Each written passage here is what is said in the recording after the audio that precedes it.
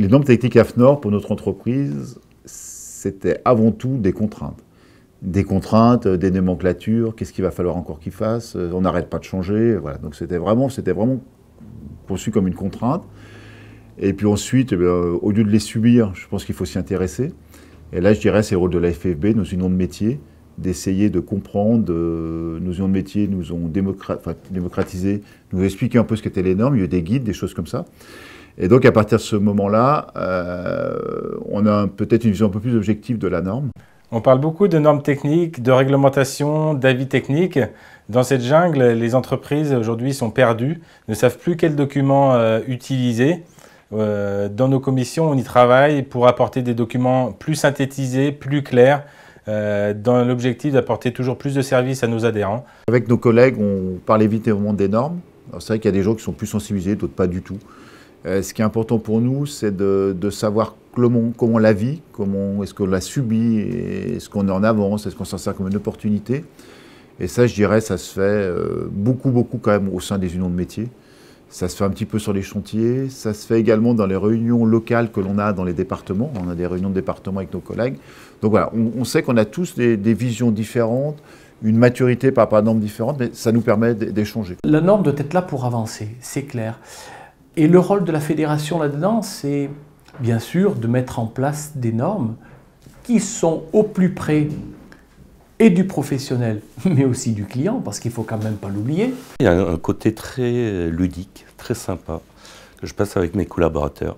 C'est quand je reviens de Paris, quand je reviens du GS13, où nous voyons des avis techniques et notamment des nouveaux produits que nous n'utilisons pas et que nous pourrions utiliser. Et quand je reviens de l'Union, commission technique, où finalement on se rend compte qu'on est exactement tous dans le même cas et qu'on a exactement tous le même problème et qu'on a absolument besoin de ces normes vis-à-vis des chantiers, vis-à-vis de nos clients. Avant tout, on travaille le plus, c'est avec nos unions de métiers. Donc vous savez qu'une entreprise, nous on est adhérents d'une fédération locale pour tous nos aspects juridiques, etc. etc. Et ensuite on appartient à une union de métiers, donc l'union des métalliers. Et là je dirais on a appris à connaître ce qu'était une norme, la réglementation. L'union de métiers également nous fait des guides pour nous expliquer ce qu'est la norme et on est en veille à ce niveau-là. Donc elle nous donne beaucoup. En contrepartie, on est intéressé, donc on participe à des groupes de travail sur lesquels il y a, je crois, 12 groupes de travail. Il y a 12 groupes de travail en métallerie. On participe et là, on essaye éventuellement d'influencer les normes, de bien comprendre pourquoi pour nous c'est inutile, pas inutile, de sentir un petit peu le lobbying d'une norme qui peut venir d'ailleurs, etc. Donc c'est vraiment partie prenante. On reçoit beaucoup, on essaye de donner. Et je dirais pour l'entreprise, c'est tout naturel et pour nous, on est tous à tous les niveaux, du commercial, bureau d'études, atelier, on participe à ces groupes de travail qui peuvent être également par Internet pour se former, de la formation à distance. Et donc voilà, donc tout naturellement, cette veille, elle se fait à tous les niveaux et ça nous a permis également de voir les normes différemment.